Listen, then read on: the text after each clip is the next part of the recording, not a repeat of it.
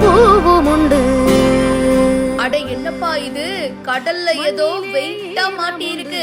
வலைய இழுக்க இழுக்க காத்திருந்த ஷாக். மீனவர்கள் செஞ்ச மனிதநேய செயல். நெகிழ்ச்சியான வீடியோ சமூக வலைத்தளங்களில் வைரல்.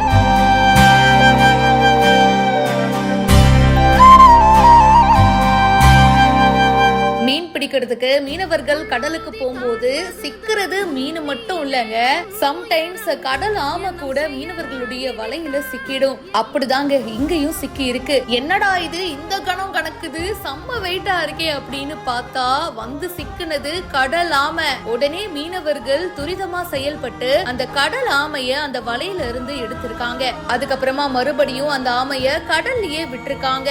அது வலையில மாட்டிக்கிச்சுன்னா எடுக்கிறது ரொம்ப கஷ்டமா இருக்குங்க.